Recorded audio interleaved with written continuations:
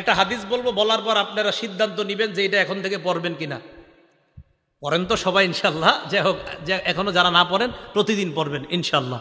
ক্বালা রাসূলুল্লাহ সাল্লাল্লাহু আলাইহি ওয়াসাল্লাম, আল্লাহ নবী বলেন, মান সাল্লা সুবহা ফাহুয়া ফি জিম্মাতিল্লাহ, কোন ব্যক্তি যদি ফজরের নামাজ পড়ে ওই ব্যক্তি আল্লাহর জিম্মায় চলে যায়। ফালা ইউতবিআন্নাকুমুল্লাহু ফি জিম্মাতিহি বিশাইইন, আল্লাহ যেন তার জিম্মার ব্যাপারে তোমাদেরকে প্রশ্ন না করে। এই হাদিসের উদ্দেশ্য হলো ফজরের নামাজ যেই ব্যক্তি পড়ে, কোন কৃষক যদি ফজর পড়ে মাঠে যায় ওই কৃষকের উপর জুলুম করবা না, কারণ কিয়ামতের ময়দানে আল্লাহ বলবে ফজর আদায়কারীর উপর কেন জুলুম করলা, ফজর আদায়কারীকে না আমি নিরাপত্তা দিয়েছিলাম, তুমি কেন তার উপর জুলুম করলা। ফজর আদায়কারী না আমি আল্লাহর জিম্মায় চলে গেছে, তারে জুলুম করলা কেন তুমি? নবীজি বললেন সাবধান, আল্লাহর জিম্মায় যারা আছে তার ব্যাপারে যেন তোমাদেরকে প্রশ্ন না করে। এটা হলো ফজরের নামাজ পড়ার উপকারিতা। তো ফজরের নামাজের মাধ্যমে ইনশাল্লাহ আমরা দিন শুরু করব।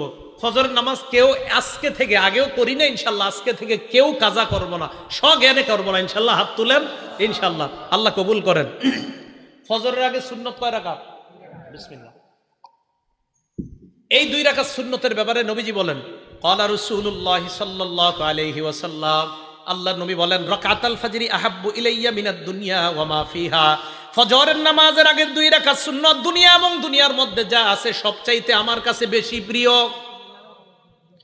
ফজরের নামাজের সুন্নতটা যদি পারেন বাসায় পড়বেন।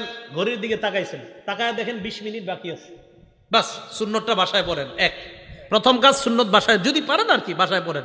দ্বিতীয় কাজ, ফজরের সুন্নতে প্রথম রাকাতে কুল্লিয়া আইয়ুহাল কাফিরুন পড়বেন, দ্বিতীয় রাকাতে কুল হু আল্লাহ। বলেন প্রথম রাকাতে কোন সূরা? আইয়ুহাল কাফিরুন, দ্বিতীয় রাকাতে কুল হু আল্লাহু আহাদ। নবীজি মসজিদে আসছে, তো এক সাহাবা নামাজ পড়তেছে, আল্লাহু আকবার। তো নামাজে সূরা ফাতিহা পড়ার পর উনি আস্তে আস্তে পড়তেছে কুল্লিয়া আইয়ুহাল কাফিরুন প্রথম রাকাতে। তো নবীজি শুনে ফেলছে আস্তে কানে দিয়া। তো নবীজি শোনার পর বললেন, হাযা আব্দুন আরাফা রাব্বাহ, এই ব্যক্তি তার রবকে চিনতে পারছে। দ্বিতীয় রাকাতে সাহাবা পড়লেন কুল হু আল্লাহু আহাদ, আল্লাহ নবী বললেন হাদা আব্দুন আমানা বিরব্বি, এই ব্যক্তি তার রবের উপর পরিপূর্ণ ঈমান আনছে। এজন্য আজকে থেকে আমলটা মনে রাখবেন, ফজরের সুন্নতে প্রথম রাকাতে কুল্লিয়া আইয়ুহাল কাফিরুন, দ্বিতীয় রাকাতে কুল হু আল্লাহ। আরেকটা সুন্নতে আমলটা করবেন, বলবো মাগরিবের পরের সুন্নতে প্রথম রাকাতে কুল্লিয়া আইয়ুহাল কাফিরুন, দ্বিতীয় রাকাতে কুল হু আল্লাহ যদি পারেন। বাকি ফজরের সুন্নতে প্রথম রাকাতে কুল্লিয়া আইয়ুহাল কাফিরুন, দ্বিতীয় রাকাতে কুল হু আল্লাহ। এটার দ্বারা কি উদ্দেশ্য জানেন? কুল্লিয়া আইয়ুহাল কাফিরুনের মাধ্যমে প্রথম রাকাতে আপনি বুঝাইতেছেন আমি যত শিরিক সব বর্জন করলাম, দ্বিতীয় রাকাতে কুল হু আল্লাহ পড়ার মাধ্যমে বলতেছেন আমি আল্লাহর একত্ববাদ স্বীকার করে আমার দিন শুরু করলাম। আরেকটা আমল যদি পারেন, যদি সম্ভব হয়, এটা ওলামারা পারবে, আপনারা যদি পারেন আর কি, কোরআন শরীফ মুখস্থ সাধারণদের মধ্যে মুখস্থ করার একটা আয়াত মুখস্থ করতে পারবেন না ইনশাল্লাহ? সূরা বাকারার 136 নম্বর আয়াত ফজরের প্রথম রাকাতে মাঝে মাঝে, সূরা বাকারার 136 নম্বর আয়াত, আল্লাহ বলেন কুলু আমান্না বিল্লাহি ওয়া মা উনজিলা ইলাইনা ওয়া মা উনজিলা ইলা ইব্রাহিমা ওয়া ইসমাঈলা ওয়া ইসহাকা ওয়া ইয়াকুবা ওয়াল আসবাতি ওয়া মা উতিয়া মূসা ওয়া ঈসা ওয়া মা উতিয়ান নাবিয়্যুনা মির রাব্বিহিম লা নুফাররিকু বাইনা আহাদিম মিনহুম ওয়া নাহনু লাহু মুসলিমুন। এটা এক রাকাতে, ফজরের প্রথম রাকাতে। ফজরের নামাজের দ্বিতীয় রাকাতে পড়বেন সূরা আলী ইমরানের 64 নম্বর আয়াত। ওই আয়াতে আল্লাহ পাক রব্বুল আলামিন বলেন কুল ইয়া আহলাল কিতাবি তাআলাউ ইলা কালিমাতিন সাওয়াইন বাইনানা ওয়া বাইনাকুম আল্লা না'বুদা ইল্লাল্লাহ ওয়া লা নুশরিকা বিহি শাইআ ওয়া লা ইয়াত্তাখিযা বা'দুনা বা'দান আরবাবাম মিন দুনিল্লাহ ফাইন তাওয়াল্লাউ ফাকুলু আশহাদু বিআন্না মুসলিমুন। ফজরের প্রথম রাকাতে কুল ইয়া আইয়ুহাল কাফিরুন, দ্বিতীয় রাকাতে কুল হু আল্লাহ। যদি পারেন মাঝে মাঝে প্রথম রাকাতে সূরা বাকারার 136 নম্বর আয়াত, দ্বিতীয় রাকাতে সূরা আলী ইমরানের 64 নম্বর আয়াত। তাহলে এবার আসেন, প্রথমে গেল ফজরের সুন্নত, বেশি সময় থাকলে ঘরে পড়ে নেবেন। দ্বিতীয় নম্বরে গেল প্রথম রাকাতে কুল্লিয়া আইয়ুহাল কাফিরুন, দ্বিতীয় রাকাতে কুল হু আল্লাহ। যদি পারেন মাঝে মাঝে প্রথম রাকাতে সূরা বাকারার 136 নম্বর আয়াত, দ্বিতীয় রাকাতে 64 নম্বর, মুসলিম শরীফের হাদিসে আছে আলী ইমরানের 64 নম্বর আয়াত। 3 নম্বর কাজ, সুন্নত পড়ার পর আল্লাহর কাছে একটা দোয়া করবেন, আল্লাহুম্মা রাব্বা জিবরাইলা ওয়া মিকাইলা ওয়া রাব্বা মুহাম্মাদিন সাল্লাল্লাহু আলাইহি ওয়াসাল্লাম আউযু বিকা সালাসা মাররাত আউযু বিকা মিনান নার সালাসা মাররাত। বাংলায় বলবেন, হে জিবরাইলের রব, হে মিকাইলের রব, হে মুহাম্মদ সাল্লাল্লাহু আলাইহি ওয়াসাল্লামের রব, আমি আপনার কাছে জাহান্নাম থেকে পানাহ চাই। এটা 3 বার বলবেন। ফজর পড়লেন, সুন্নত পড়লেন, সুন্নতের পর আল্লাহর কাছে বলবেন, আল্লাহ জিব্রাইলের রব, মিকাইলের রব, মুহাম্মদ সাল্লাল্লাহু আলাইহি সাল্লামের রব, আমি আপনার কাছে জাহান্নাম থেকে পানাহ চাই 3 বার বলবেন। এটা বলার পর চতুর্থ কাজ, ফজরের সুন্নত পইরা বিবির দিকে তাকাইবেন। যদি ঘরে পড়েন কার দিকে তাকাবেন? বিবির দিকে তাকানোর পর আম্মা জান আয়েশা বলেন, আল্লাহ নবী আমার দিকে তাকানোর পর ফাইন কুনতু মুস্তাইকিজাতান, আমি যদি জাগ্রত থাকতাম, হাদ্দাসানি, আল্লাহ নবী আমার সাথে কথা বলতেন। তাহলে মনে রাখবেন, ফজরের সুন্নত পড়ার পর বিবির দিকে তাকানোর পর যদি দেখেন বিবি জাগ্রত, কথা বলবেন। এই নিয়তে কথা বলবেন, আমার নবী তার বিবির সাথে কথা বলতেন, আমিও বিবির সাথে কথা বললাম, আল্লাহ নবীর সুন্নত আদায় হয়ে যায়। আম্মা জান বলেন, ফাইন কুনতু নাইমা, নবী আমার দিকে তাকায় যদি দেখতেন আমি ঘুমন্ত, আই কজানি, আমাকে জাগায়া দিতেন। তাহলে সুন্নত পড়ার পর বিবির দিকে তাকানোর পর আপনার 2 কাজ। 1 নাম্বার, যদি দেখেন বিবি জাগ্রত, কথা বলবেন। যদি দেখেন বিবি ঘুমন্ত, তাহলে বিবিকে জাগায়া দিবেন। এই গেল চতুর্থ আমল। পঞ্চম আমল যদিও করতে বলবো, আমি বলবো আপনারা বেশিক্ষণ করেন না। আম্মা জান আয়েশা বলেন, নবীজি যখন দেখতেন ফজরের অনেক সময় বাকি আছে, আল্লাহ নবী সুন্নত পড়ার পর ইত্তজা আলা শিক্কিহিল আইমান, নবীজি ডান কাত হয়ে একটু শুইতেন। আপনারা শুইলে তো ঘুমাই যাবেন। ফজরের সুন্নত পড়ার পর হযরত বেলাল ডাকার আগ পর্যন্ত নবীজি একটু ডান কাত হয়ে শুইতেন, আপনারা তো ঘুমাই যাবেন। আপনারা কি করবেন? পুরাটা করা দরকার নাই, একটু ডান কাত হয়ে শুয়ে আবার উঠে যাবেন। কেন? আমার নবীজি করছে তাই করলাম। সুবহানাল্লাহ, নবীজি করছে তাই আমি একটু নবীর সুন্নত পালন করলাম। কি বলেন? ইনশাআল্লাহ করা যায় না? যদি ঘরে করেন আর কি। আল্লাহ তৌফিক দান করেন। এটা যারা তাহাজ্জুদ পড়ে তারা কিন্তু এই আমলগুলা করে নিয়মিত। আল্লাহ আমাদের সকলকে আমলগুলা করার তৌফিক দান। ভাই, একদিন নবীর সুন্নত পালন করেন না, একটা দিন করেন, অন্তত কিয়ামতের মাঠে বলতে পারবেন তো একটা দিন করেন না যে আল্লাহ আমি ঘরে সুন্নত পড়ছিলাম, সুন্নতের পর বিবিরে জাগ্রত করেছিলাম, বিবির সাথে কথা বলেছিলাম, আল্লাহ এরপর আমি একটু ডানকাত হয়ে শুয়েছিলাম, এই আমলগুলো তোমার নবী করতো, আমিও করছি। এই গেল ফজরের ব্যাপারে আলোচনা, ফজরের নামাজ এবং 5 ওয়াক্ত নামাজের ব্যাপারে আলোচনা। এখন আরেকটা কথা বলবো নামাজের ব্যাপারে, সে বলবো জামাতে নামাজ আদায় করা। কিভাবে নামাজ আদায় করা? জামাতে। বুখারী শরীফের 645 নম্বর হাদিস, ক্বালা রাসূলুল্লাহ সাল্লাল্লাহু আলাইহি ওয়াসাল্লাম, আল্লাহ নবী বলেন, সালাতুর রাজুলি ফিল জামাআ তাফদুলু সালাতাল ফাজরি বি27 দারাজা। নবীজি বলেন, জামাতের সাথে নামাজ আদায় করা, একাকী এক ব্যক্তি নামাজ আদায় করলো, আমি একা নামাজ পড়লাম, উনি জামাতের সাথে নামাজ আদায় করলো, আল্লাহ নবী বলেন যে ব্যক্তি জামাতে পড়লো তার আমল নামায় আল্লাহ 27 গুণ বেশি সওয়াব দিয়ে দেয়। কয় গুণ? 27 গুণ।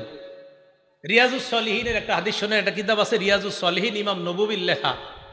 এক অন্ধ সাহাবা নবীজির কাছে আসছে, আসার পর আল্লাহ নবীকে বললেন, হুজুর লাইসা লি কাইদুন ইয়াকুদুনি ইলাল মসজিদ, হুজুর এমন কেউ নাই, একটু আপনার হাতটা ধরি, হ্যাঁ এইভাবে হাতে ধরে মসজিদে নিবে এমন কেউ নাই। তো নবীজি বললেন, তো তুমি কি বলতে চাও? হুজুর আমি অন্ধ। তো অন্ধ হয়েছে তো কি হয়েছে? অন্ধ মানুষ তো হুজুর, আমি যে কারো হাত ধরে আসবো বা কেউ আমার ধরে আনলে এরকম নাই, তুমি কি বলতে চাও সেটা বলো। হুজুর আমি কি বাসায় নামাজ পড়লে হবে, ঘরে নামাজ পড়লে হবে? তখন নবীজি একটু চিন্তা করে বল, হ্যাঁ ঠিক আছে, ঘরে নামাজ পড়ো যাও। এতটুকু বুঝছেন সবাই? অন্ধ সাহাবা, মসজিদে আসার মতো কেউ নাই, নবীজি বললেন হ্যাঁ ঘরে নামাজ পড়ো। হাদিস কিন্তু শেষ হয় নাই, একটু শুই না, কেউ দৌড় দেন না, পুরাটা শোনেন।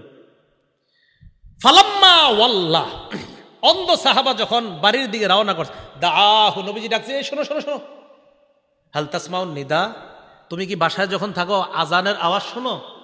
জি হুজুর আজান তো শুনি। নবীজি বললেন ফাজিব, তাহলে নামাজে আসো। তাহলে কোথায় আসো? এখানে আপনারা যে কয়জন অন্ধ আছেন, তাহলে কি বোঝা যায়? অন্ধ সাহাবাকে প্রথমে বললেন বাসায় নামাজ পড়ো, আজান শুনুনি? কয় জি হুজুর শুনি। মসজিদে আসো।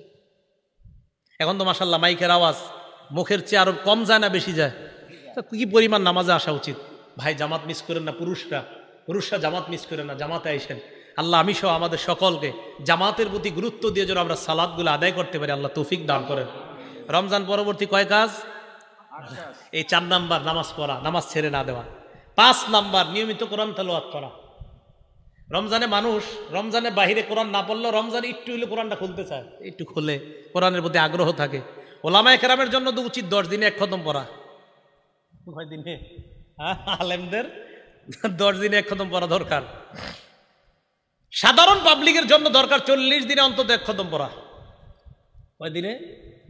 আপনাদের কৃতি সন্তান মুফতি ফজলুল হক আমিনী রহমতুল্লাহ আলাই মরার আগেও 7 দিনে 1 খতম কোরআন শরীফ পড়তো। না বুঝাইতে পারি নাই, উনি তো আমগো সন্তান না, আপনাদের এলাকার সন্তান, এই পাশের সরাইলের। 7 দিনে 1 খতম কোরআন শরীফ। অবাক, হাউ ইজ ইট পসিবল? কিভাবে সম্ভব? এত একজন ব্যস্ত মানুষ মরণের আগেও ওই 69 বছর বয়সও 7 দিনে এক খতম কোরআন শরীফ। মাওয়াইজে মুজাহিদি মিল্লাতের মধ্যে উনি লেখছেন, আমি যখন জেলখানায় ছিলাম 4.5 মাসে প্রতিদিন এক খতম কোরআন পড়ছি। এ আপনাদের এলাকার আল্লামা আমিনী সাহেব, হুজুরের ছাত্র, আমি বেশি দিন আসলে পাই নাই, ভাগ্য খারাপ। হুজুরে যারা কাছ থেকে দেখছে ওনারা বুঝতে পারছে কি মানুষ, কি আজীব মানুষ ছিলেন। হুজুরে সবাই মনে করি কি উনি মনে খুব রাগী মানুষ, কাছে বদলে বোঝা যেত যে আসলে হুজুর কত মাটির মানুষ ছিলেন। ওলামায়ে কেরাম বলতে পারে আসলে তো হুজুর রাগ হইতেন না, রাগের অভিনয় করতেন ইসলামের খাতিরে, ইসলামের জন্য অভিনয় করতেন, রাগের করতে হতো এটা।